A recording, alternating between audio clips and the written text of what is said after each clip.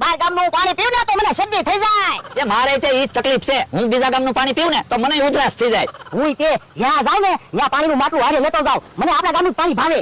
હે કે કાકા તમે માટલું શું કામ લીધું? પાણી પીવા. તો પણ પાણીની બરણી લવાય ને. પણ બરણીમાં પાણી ગરમ થઈ જાય, માટલામાં પાણી ઠંડુ તો રહે.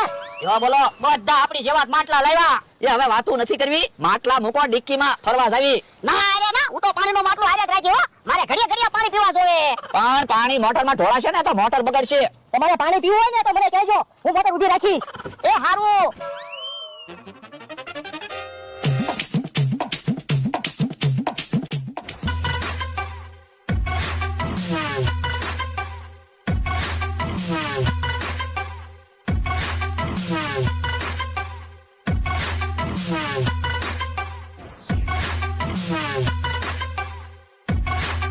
જો બાર ગામ પહોંચી ગયા. આયા ડુંગરા બહુ સારા છે, તમને ફરવાની મજા આવી જાહે.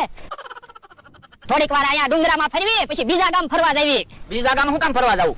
આપણે 12 ગામ તો ફરવાના છે. પણ 12 ગામ કેમ ફરવા? તમે તો કીધું તું 1200 રૂપિયામાં 12 ગામ ફરવાના.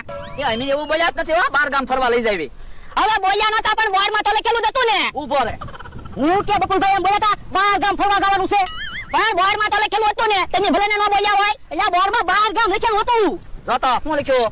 હાલો 12 ગામ ફરવા. હે 12 ગામ એમ લખ્યું? હા.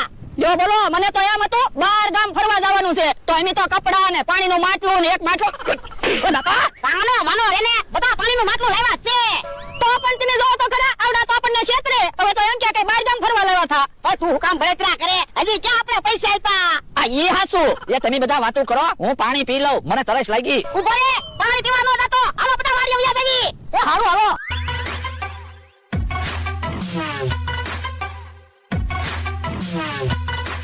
મમરાભાઈ ઉતાવળિયા મોટર આંખજો. પાણીનું માટલું જલ્દી મારા ઘરે પકડવાનું છે. એ હારું.